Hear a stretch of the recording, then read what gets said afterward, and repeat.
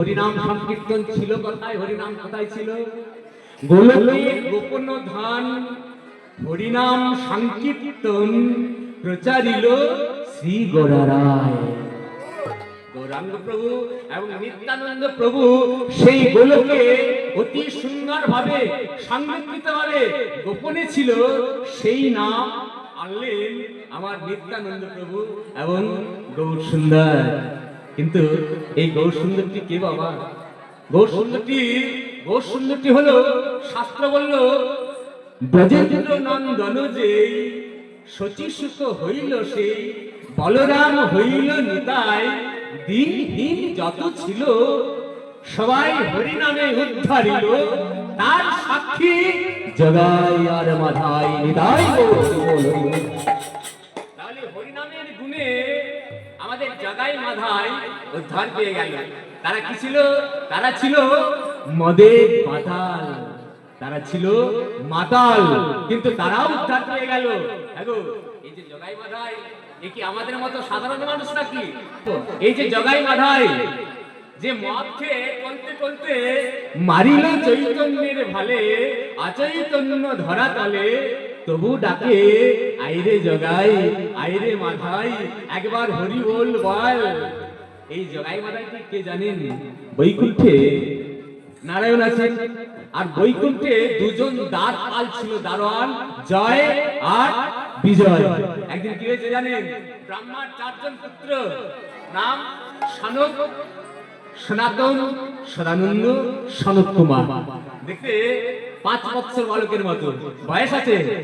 তাদের মনে উদয় হলো যে আজ ঠাকুর দর্শনে যাব। জায়গা দাঁড়িয়েছে এসে বৈকুণ্ঠে জয় আর বিজয় কিন্তু কোনো মতেই প্রবেশ করতে দিচ্ছে না, বললেন ঠাকুর বিশ্রামে আছে।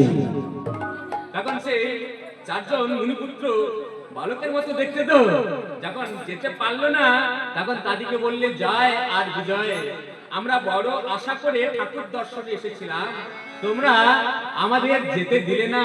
শোনো, তোমাদেরকে আমরা কিন্তু ছাড়বো না, তোমাদেরকে আমরা দিলাম অভিশাপ। কি অভিশাপ? তোমাদেরকে যেতে হবে পর জন্মে মর্তভূমি। চলে গেল 4 জন পুত্র, চলে গেল মুনিপুত্র। তারপর জয় আর বিজয় কাঁদতে কাঁদতে ঠাকুরের শ্রীচরণ ধরে বললেন, প্রভু আমরা হলাম শাপগ্রস্ত, আমাদেরকে মুনিবাক্য কখনো লঙ্ঘন হতে পারে না, আমাদেরকে যেতে হবে ধরাধামে, ধরাধামে যেতে হবে, তাহলে কি আমরা মুক্তি পাবো না প্রভু? সেই দিন নারায়ণ বলেছিলেন, শোনো, তোমরা যদি আমাকে মিত্র ভাবে ভজন করো, মানে ভক্তি করে মিত্র ভাবে যদি ভজন করো, তাহলে 7 জন্ম পরে আমাকে লাভ করবে এবং বৈকুণ্ঠে আসতে পারবে। আর যদি শত্রু ভাবে ভজন করো, তাহলে কিন্তু 4 জন্মেই মুক্তি পেয়ে যাবে। এবার তোমরা কিন্তু নিজেরা বেছে নাও কোন পথটা অবলম্বন করবে। তাহলে মিত্র ভাবে 7 জন্ম আর শত্রু ভাবে 4 জন্ম। বলছে এতদিন অপেক্ষা করতে পারবো না প্রভু, আমরা তোমাকে শত্রু ভাবে ভজন করব।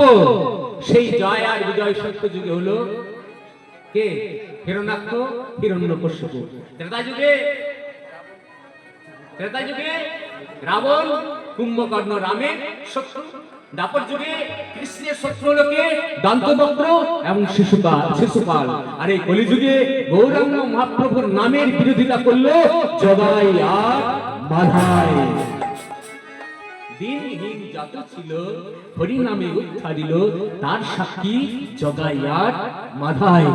এগো এই যে গৌর সুন্দর কেন এলেন ধরণীর ধুলিতে? তার কি কোনো অভাব ছিল? তার তো কোনো অভাব ছিল না। কিন্তু শাস্ত্র বলল যদা যদা হি ধর্মস্য গ্লানির ভবতি ভারত অভ্যুত্থানম ধর্মস্য তদাত্মানং সৃজাম্যহম। কিংবা আরো আছে পরিত্রাণায় সাধনাম বিনাশায় চ দুষ্কৃতাম ধর্ম সংস্থাপনার্থায় সম্ভবামি যুগে যুগে। যখন চারিদিকে অধর্মের গ্লানি, মানুষে মানে বিচ্ছেদটা মেটাতে পারছে না, তখন ভগবান কখনো অবতার, কখনো আবার অবতরী হয়ে এই ধরণীর ধুলিতে নেমে আসেন।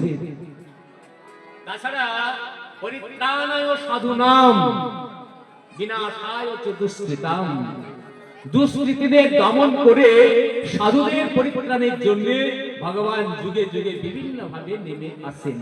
তাই গৌর সুন্দর আমাদের নেমে এসেছেন। তাছাড়া আরো অনেক কারণ আছে বাবা।